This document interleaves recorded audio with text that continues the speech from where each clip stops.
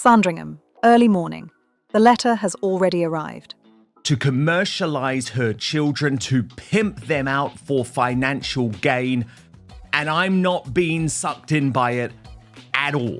In the British monarchy, an HRH title is not inherited and it does not pass to you simply because of who your grandfather is or what blood runs in your family. Since 1917, when King George V sat down and redrew the rules of royal belonging in the middle of a world war, the style of Royal Highness has belonged only to those who actively serve the crown. That is the rule. It has stood for over a century. It is not ambiguous. 2 children have just been told they do not qualify. A passport application for 2 children sat unprocessed for 6 months. For context, the average British passport takes 3 weeks. And when the answer came back, Harry did something so extreme I had to check the sourcing 3 times. I'm going to tell you exactly what that was, but not yet. Before I get to that, subscribe. You will not want to miss how this one ends. On September 8, 2022, Queen Elizabeth II died at Balmoral Castle. Charles became king. And in that single moment, before the flags had lowered, the legal status of 2 children in California changed. Under the 1917 letters patent, Archie and Lilibet were now grandchildren of the sovereign in the male line. The rule that had kept them untitled since birth no longer applied. They were, on paper, eligible. Prince Archie, Princess Lilibet. The titles were right there, written into a century-old legal instrument, waiting. Harry expected the palace to move. The palace did not move. 6 months. That is how long the passport application sat. Every week, questions went in, and the answer that came back was the same. Technical issue, system failure, administrative delay. No specifics. Harry's team kept asking. The palace kept not answering. And inside the Sussex household, the waiting had a quality that administrative delays don't usually have. It felt like a decision dressed as a process. Because the average British passport clears in 3 weeks. High-profile applications, the kind that move through government departments with extra eyes on them, typically move faster than that. Not slower. 6 months with no specific explanation given is not a backlog, it is a posture. Meghan watched Harry read emails he didn't comment on. The children were growing, the passport still hadn't cleared. And somewhere in Montecito, the calculation was shifting, from waiting to be acknowledged, to wondering whether acknowledgement was ever going to come. According to reporting by Nick Hopkins in The Guardian, published June 4, 2025, Harry held a face-to-face meeting with his uncle, Charles Spencer, the 9th Earl Spencer, his mother's brother, to discuss the possibility of his children adopting the Spencer surname. Not Windsor, not Sussex, Spencer. The logic was this: if the palace would not acknowledge his children through the Windsor name, there was another name available, a name that carried its own weight, a name that was royal in everything but the institutional sense. Because it belonged to the woman the institution had failed to protect, the woman whose death had shaped every decision Harry had made since 1997. If the firm would not give his children the name they were entitled to, he would give them hers. Earl Spencer, according to sources close to the Sussex family, was enthusiastic. Quick question before we go further. Do you think the 6-month delay was deliberate, or was it genuinely administrative? Team deliberate, team accident. Drop it in the comments right now. This is not a story about paperwork. Harry understood that by late 2024. The letters patent had changed in September 2022. The titles were legally there, written into an instrument that had governed royal belonging for over a century. The passports had been applied for. The applications had been submitted through the correct channels to the correct departments, with the correct documentation. Everything that was supposed to happen had happened. The documents still hadn't cleared. At some point, and nobody put the exact moment on record, but the timeline makes it visible, the waiting stopped feeling like bureaucracy and started feeling like a message. His children's names were on applications that sat untouched for 6 months, while the palace cited technical issues it never specified. The rule said they qualified. The institution was finding reasons not to say so on paper. Those are not the same thing, and Harry knew it. That is when he called Earl Spencer. Meghan doesn't want to have them seen because they're making it their resentment for not having money for protection. That's it. He called his mother's brother, the man who stood in Westminster Abbey in September 1997 and told the institution exactly what he thought of it, and asked whether his children could carry her name instead. Think about what that moment actually is. This is a man so cornered by the machinery his father controls that he is considering erasing the Windsor name from his own children. Not out of spite, out of calculation. If the palace would not acknowledge Archie and Lilibet through the name they were entitled to, there was another name available, one that carried genuine royal weight, genuine public recognition, genuine history. One that belonged to a woman who had no institutional protection either, and who the world loved anyway. His mother's name as a shield against his father's institution. Earl Spencer, according to sources close to the Sussex family, was enthusiastic and supportive. The Australia trip landed in April 2025, and the palace's position hardened immediately. The event was called Her Best Life. It was held in Sydney. Meghan was the headline speaker, and the ticket structure made the commercial architecture visible to anyone who wanted to look. Early bird entry, $2,699 Australian dollars. VIP package, $3,199 Australian dollars. The premium bought you seating in the front 2 rows at the gala dinner and a group photo with the Duchess of Sussex. A group photo with the Duchess of Sussex. That is what the title was worth, converted into a ticket tier. From the palace's perspective, this is where the argument crystallized. HRH is not a personal possession. It is a working instrument of the Crown. It carries diplomatic clearances. The moment it attaches to a tiered commercial event with premium access packages, the question stops being about a family dispute and starts being about public money flowing toward private income. The institution drew the line here, not because of cruelty, because of principle. The principle was being drawn by his father and his brother. That is the part that doesn't fit neatly into an institutional argument. Charles is not an abstract sovereign making constitutional decisions from a remove. He is Harry's father. William is not a future king applying protocol consistently. He is Harry's brother, the person who grew up in the same house, lost the same mother, stood at the same funeral at 15 years old while the world watched. And William has not said a single word publicly about Archie and Lilibet's titles, not one. The man who will one day make decisions about who is recognised within this family has looked at this situation. 6 months of passport delays, the Spencer surname conversation, a father trying to secure his children's identity through any available channel, and chosen silence. That silence is a position. It is just a position that doesn't have to be defended in public. Harry is not fighting an institution, he is fighting his family. Those are not different things. They have never been different things. That is what the last 5 years have actually been about. And the passport delay is just the moment it became impossible to pretend otherwise. HRH is not an honorific. That is the first thing to understand. It is a legal status that carries material consequences in the real world. A British passport bearing the HRH style is a state document.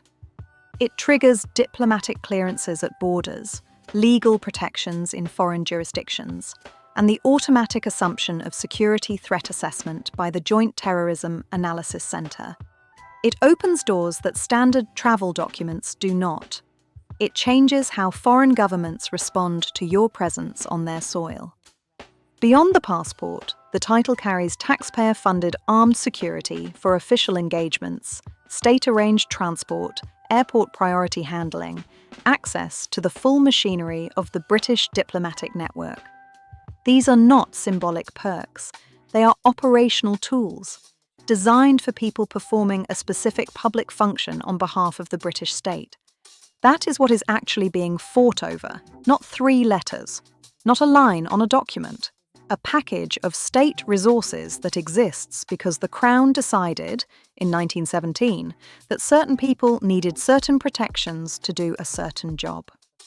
The question the Palace is asking, and has been asking since January 2020, is a simple one. What is the job?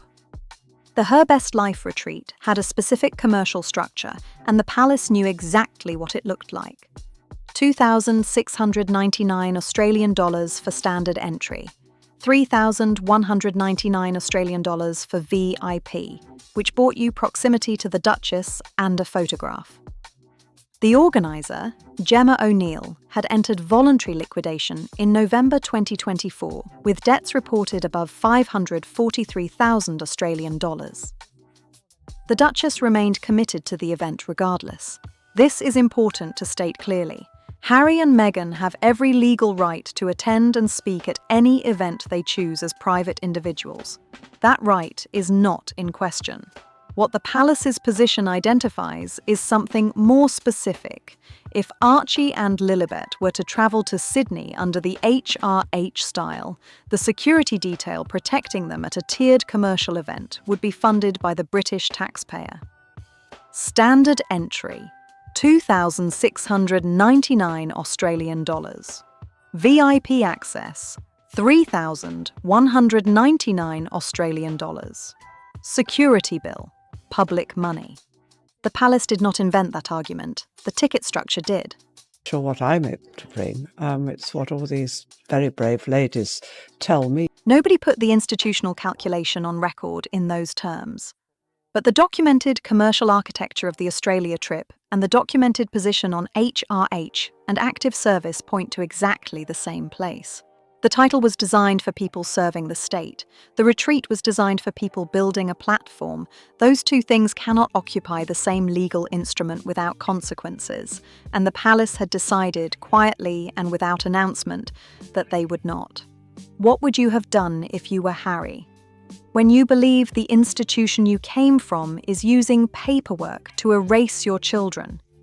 Do you fight from inside, or do you leave and go louder? Tell me below. Princess Anne has completed nearly 500 public engagements in a single year, more than once, more than twice. For multiple consecutive years, she has been the hardest working member of the royal family by documented count. And she has never, in 5 decades of public life, accepted a commercial arrangement, a brand deal, or a paid speaking engagement. She earned the right to define what royal service means. That is not an opinion. It is a record. In her 2023 interview with CBC, she said the monarchy provides a degree of long-term stability and that the family exists to support the role of the monarch and the constitution. Titles, in her framework, are a secondary byproduct of service. Functional tools for people doing a specific public job, not inherited perks that travel with you to Sydney wellness retreats. Her position on the HRH question is the clearest and most consistent in this entire story. No duty, no title. The distinction is not negotiable and was never intended to be. She is not cruel about it. She is precise, which, in this institution, is often harder to argue with than cruelty. The problem is not the principle. The principle is defensible. The problem is the application, because the two people currently being measured against Princess Anne's standard of active service are 5 and 3 years old. In royal commentary and constitutional circles, a term has begun to appear. Not established doctrine, not settled legal language, but a concept that institutional observers, people who want the monarchy to survive, not people who want it dismantled, are reaching for because nothing else quite fits. Ghost heirs. Archie is 5th in the line of succession. Lilibet is 7th. Both are grandchildren of the sovereign. Both are legally within the architecture of the crown. Their positions in the line of succession are not in dispute, have never been in dispute, and cannot be removed without an Act of Parliament. And yet both are growing up in Montecito, California, as private American citizens, outside the institution, outside the working structure, outside the jurisdiction that the Crown's authority actually operates in. The monarchy has never had this before. Not like this. Not at this level of the succession, with this level of public visibility, with this degree of formal separation, while the legal connection remains fully intact. The Duke of Windsor was stripped of his place. These children have not been stripped of anything. They are simply absent, present in the legal architecture, absent from the institution, acknowledged on the royal website, unreachable by the firm. What the constitutional question is beginning to ask, quietly, from people with pro-monarchy credentials, is whether the Crown is building a category it does not know how to close. Before I tell you where this ends, one question. Do you think Archie and Lilibet will ever use the HRH title? Yes or no? Comment right now. Here is where the two tracks arrive at the same place. Harry's father and brother are not just the family members who went quiet when the passport stalled. They are the people building the institutional architecture that makes the stalling possible. Charles updated the royal website. Charles's palace issued the statements about technical issues. Charles had the legal instrument, the letters patent, and the sovereign authority to update it on the day he took the throne, the way Elizabeth updated it in 2012 for William's children, the way George VI updated it in 1937 for reasons far less sympathetic than these. He chose not to. That choice has a name in constitutional terms. It is called a settled position. And William's silence sits directly on top of it, the heir to the throne, watching his brother's children exist in a legal category with no precedent, and saying nothing. The emotional fracture and the constitutional framework are not two separate stories that happen to involve the same family. They are the same decision, made by the same people, landing on two children who did not make it. Harry reached out to his mother's brother about her name because his father's institution would not put his children's titles on a passport. The firm and the family drew the same line at the same moment and called it principle. That is the convergence. That is what this story has been building toward. Not a villain, not a conspiracy, just an institution doing what institutions do, deciding who belongs and adjusting the paperwork accordingly. On January 8, 2020, the Duke and Duchess of Sussex posted a statement to their Sussex Royal Instagram account. It was not a tabloid leak. It was not a briefing to a sympathetic journalist. It was a direct, authored statement, and it contained 4 words that reframe everything that came before Phase 4. We had no other option. Not, we wanted more freedom. Not, we disagreed with the institution. Not, we felt the arrangement wasn't working. We had no other option. That is the language of a closed door, not an open one. It is the language of someone who has already tried the other options and found them unavailable. Harry did not leave because he wanted to build a wellness platform in California. He left because, by his account, the alternative was worse. Whatever the institution's position on that claim, and the palace has never formally contested the specific wording of that statement, those 4 words are the foundation everything else is built on. The passport delay, the Spencer surname conversation, the Australia trip, the ghost heirs question, all of it flows from a man who says he had no other option, and an institution that has never publicly explained what options it offered. Charles spent 50 years as Prince of Wales, 50 years of subordinating every private feeling, every personal preference, every relationship that conflicted with the Crown's requirements, to an institution he did not choose and could not leave. He watched his first marriage become public property. He watched the woman he loved be made into a tabloid villain. He waited and served, and waited and served. And when the Crown finally came to him at 73, he took it with a statement about lifelong duty that he had clearly meant for a very long time. That is a sympathetic portrait. It is also a true one. Here is what is also true. The letters patent governing HRH status were last formally updated in 1917. Elizabeth updated them in 2012 to ensure William's children would hold royal rank. Charles had the same sovereign instrument available to him on September 8, 2022. The same legal tool, the same prerogative power, the same ability to draw the line differently. He chose the arrangement that resulted in a 6-month passport delay, a Spencer surname conversation, and 2 children in California occupying a constitutional category that has no precedent. He is their grandfather. He has said publicly he loves his son. He had every personal reason to find a different arrangement, and chose the institutional principle instead. A king who spent his life paying the price the monarchy demands looked at his grandchildren and decided they would pay it too. This is important to state clearly. Buckingham Palace's official position is that the king had no involvement in the 6-month passport delay. A palace spokesperson stated categorically that the sovereign does not intervene in the standard processing of travel documents by the Home Office.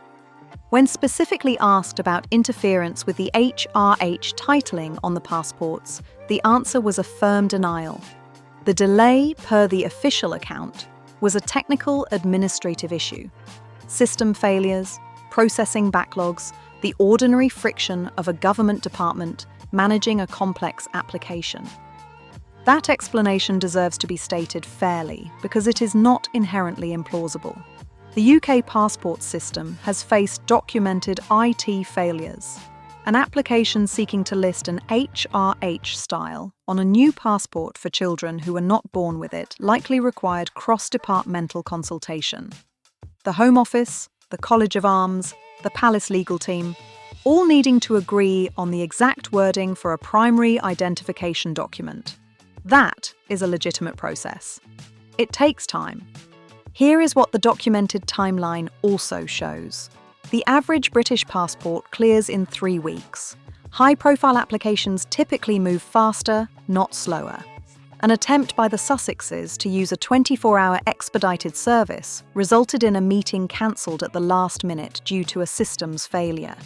The delay only resolved after lawyers sent a formal letter to the Home Office threatening a data subject access request, which would have forced the government to reveal internal correspondence about the applications. The passports cleared shortly after that letter arrived. Technical issues do not typically resolve themselves in response to legal threats. Nobody put this on the record, but the letters patent are a royal instrument. A king who updates succession arrangements also has the ability to update this one. George V issued the 1917 letters patent in the middle of a world war to reshape who belonged to the royal family and under what terms. George VI used the same instrument in 1937 to strip the Duke of Windsor's family of the HRH style, a decision driven by personal and institutional animus that history has not been entirely kind to. Elizabeth used it in 2012 to ensure that all of William's children would hold royal rank, a preemptive act of sovereign generosity made before any of those children existed. Charles became king on September 8, 2022. He had the same instrument, he had the same prerogative power, he had a specific situation in front of him, 2 grandchildren whose legal eligibility under the existing 1917 rules had just activated, and he chose not to issue new letters patent clarifying their status. That is a choice. It is dressed as a default, but a sovereign who updates the line of succession and delivers accession addresses about lifelong duty is not a sovereign who is unaware of the tools available to him. The settled constitutional position on Archie and Lilibet is not something that happened to Charles. It is something Charles chose, with full knowledge of what the instrument could do and a clear understanding of what not using it would mean. What that tells us about what the monarchy requires of those inside it is a question Charles answered without saying a word. Prince William, the Prince of Wales, who will one day make decisions about who is recognised within this family, has not said a word. Not about the passport delay, not about the Spencer surname conversation, not about the ghost heirs question or the Australia trip or the constitutional category his niece and nephew now occupy. The man who is one heartbeat from the throne, who grew up in the same house as Harry, who lost the same mother, who stood at the same funeral at 15 years old, has looked at all of it and chosen silence. That silence is not nothing. In an institution where every public statement is weighed and drafted and cleared through multiple layers of advice, silence is a position. It is just a position that carries no accountability because it was never formally stated. State it plainly. Prince William has not spoken publicly about the status of Archie and Lilibet. That is the fact. What it means is for the viewer to decide. Princess Anne has earned the right to say what royal service means. That is not a courtesy, it is a record. For multiple consecutive years, she has completed more public engagements than any other working royal. Nearly 500 in a single year. No commercial arrangements, no brand partnerships, no paid speaking engagements, no wellness retreats with tiered ticket pricing. 5 decades of showing up, doing the work, and asking nothing in return except that the institution she serves be taken seriously. In May 2023, she sat down with CBC and said this: "The monarchy provides a degree of long-term stability, and the family exists to support the role of the monarch and the constitution." Titles, in her framework, are not a birthright that travels with you wherever you choose to live. They are a secondary byproduct of service, functional instruments for people doing a specific public job on behalf of the British state. Her position on the HRH question is the most internally consistent in this entire story. No duty, no title. She has never deviated from it. She has never needed to because she has never given the institution a reason to apply it to her. The argument she is making is correct. The standard she is applying is legitimate. A working monarchy cannot attach state resources to private commercial ventures. That principle is not cruel, it is necessary. She is applying it to a 5-year-old and a 3-year-old. What the documented picture actually shows is a constitutional position that is defensible in principle and has not yet been applied to a situation quite like this one. Hugo Vickers is a royal biographer and historian, Fellow of the Royal Historical Society, author of definitive works on Queen Elizabeth the Queen Mother, and one of the most credentialed observers of the modern monarchy writing today. He has no commercial relationship with the palace. His position on the institution is broadly pro-Charles. He has written admiringly of the King's approach to modernising the monarchy and has been supportive of the post-Megxit institutional settlement.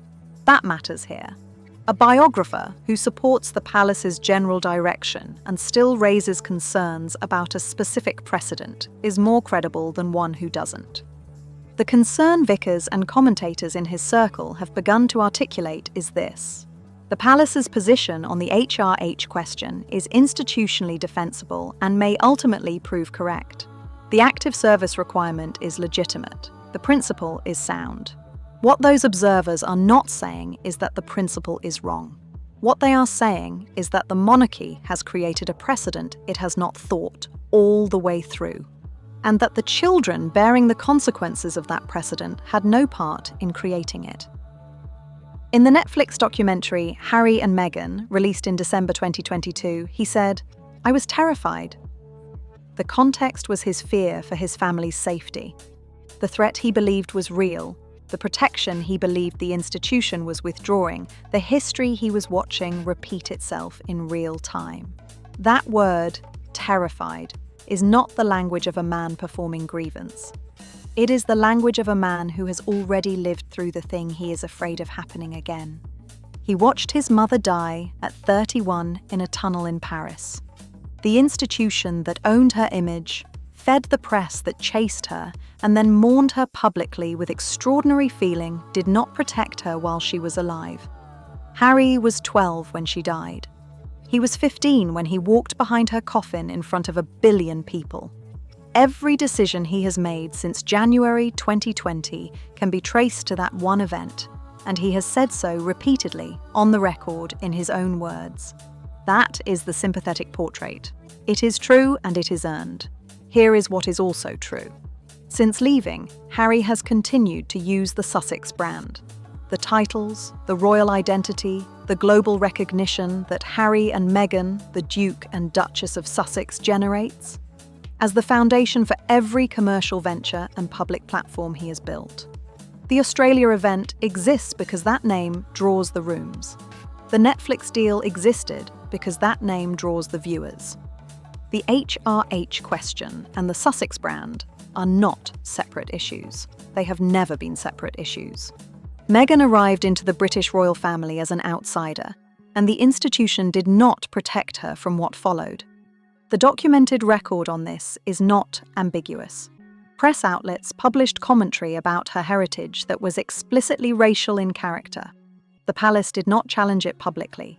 She sought mental health support during her pregnancy and, as she stated in the March 2021 Oprah Winfrey interview, was told it was not something the institution could accommodate. She said she reached a point where she did not want to be alive anymore. That is not a complaint about protocol. That is a person describing a mental health crisis inside an institution that had no mechanism to help her. She left because the alternative was worse. That is the sympathetic portrait, and it is grounded in her own documented testimony. In that same Oprah interview, she said of Archie's title, "That is their birthright to then make a choice about." And on the question of safety, if it meant he was going to be safe, then of course, the title mattered. But the idea of our son not being safe. Her stated position is that the title matters because of protection, not prestige. The heritage belongs to the children, not to the platform. What the documented commercial record shows is something that sits alongside that statement without cancelling it. The Sussex platform, the deals, the retreats, the tiered access packages, runs on royal identity. Meghan, Duchess of Sussex, is the product. The HRH question and the brand are inseparable, and critics of the Sussexes are not wrong to name that. Narrator may name what she has done. What she intended is not on the record. The people raising the ghost heirs concern are not Republicans. That is the first thing to establish. Craig Prescott, constitutional scholar and contributor to the UK Constitutional Law Association, has written specifically about the problems with the 1917 letters patent and the George V Convention, arguing that the framework is outdated and requires modernisation to reflect the realities of a 21st century monarchy. His concern is not that the monarchy should be abolished. His concern is that an institution operating on a legal instrument designed in 1917 to solve a 1917 problem is creating structural vulnerabilities it has not adequately mapped. The specific vulnerability he and observers in his circle identify is this: Archie is fifth in the line of succession. There is currently no legal requirement for him to reside in the United Kingdom, participate in the working institution, or demonstrate any understanding of the constitutional constraints of the role. If the line of succession moves, through illness, through abdication, through any of the contingencies that constitutional planners are required to consider, the crown could pass towards someone who has never lived inside the system it governs. The 1937 Duke of Windsor case established that the institution is most vulnerable when high-ranking royals live outside the realm beyond the crown's reach. Windsor was stripped of his place. Archie and Lilibet have not been stripped of anything. They are simply present in the legal architecture and absent from the institution, acknowledged, entitled, and entirely elsewhere. Pro-monarchy observers are beginning to ask whether the crown is building a category it does not know how to close. That question does not have an answer yet. The monarchy created it and has not addressed it. Here is the narrator's position, stated once. The institution is not wrong about the principle. Active service as the condition for HRH status is a legitimate standard, coherent, defensible, necessary for a monarchy that needs to justify its cost to a public that is increasingly willing to ask the question. Princess Anne earned the right to hold that line. Charles has spent a lifetime inside it.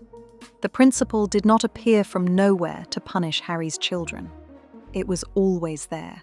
What the institution has not answered, and has shown no urgency to answer, is what it means to apply that principle to children who made none of the choices that put them outside it. Archie and Lilibet did not step back. They did not negotiate Megxit. They did not choose Montecito or the Netflix deal or the Australia wellness retreat.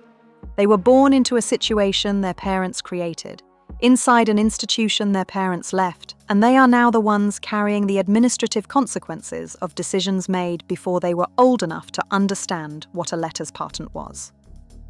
The monarchy will survive this. It has survived worse. But the ghost heirs question will not disappear when Archie and Lilibet grow up. It will arrive with them, fully formed, at whatever door they choose to walk through.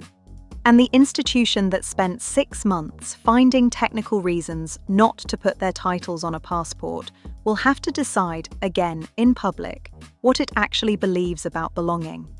That is not a comfortable position to have built. It was built anyway. There is a moment, and every parent knows it, when you stop fighting for yourself and start fighting for someone who cannot fight yet. Archie and Lilibet did not step back from royal duties. They were not consulted. They did not sign anything in January 2020 or attend any of the meetings that followed. They were toddlers and infants while the adults around them drew lines on maps and rewrote the rules of belonging. And yet here we are, in 2025, with their passports delayed for 6 months, their titles in dispute, and their father sitting in Montecito having reportedly asked his mother's family whether her name might protect his children better than his father's name ever would. That is not a story about HRH. That is not a story about letters patent or active service requirements or the fiscal responsibilities of the sovereign grant. Strip all of that away. And what you have left is a man who watched this institution consume his mother at 31 years old in a tunnel in Paris. While the world watched, he grew up, he had children, and now he is watching the same institution draw up the architecture that formally separates those children from the family she died for. The passport delay was resolved. The titles are on the documents. The paperwork cleared. None of that changed what the fight revealed. When an institution decides who belongs, it reveals what it was always willing to sacrifice to survive, not what it says it values, not what it puts in the Christmas broadcast or the accession address, what it actually does. In the administrative delay, in the 6-month wait with no specific explanation. In the letters patent, it chose not to update when it had every legal tool to do so. Charles spent 50 years subordinating everything personal to that institution. He knows, better than anyone alive, what it costs. And he made the decision anyway. That is not cruelty. It is something more uncomfortable than cruelty, it is consistency. The monarchy has always asked the people inside it to pay a price their children did not choose. Charles paid it. Diana paid it with everything she had.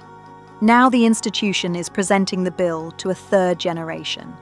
2 children in California who have never attended a royal engagement, never read a briefing note, never stood on a palace balcony. The firm does not hate Archie and Lilibet. It is simply doing what it has always done. It is deciding who serves the institution's survival and adjusting the paperwork accordingly. That is what this story was actually about. One question before you go. Do you think Archie and Lilibet should carry the HRH title? Or did Harry and Meghan make that impossible the moment they left? Drop your answer below. I'm reading everyone.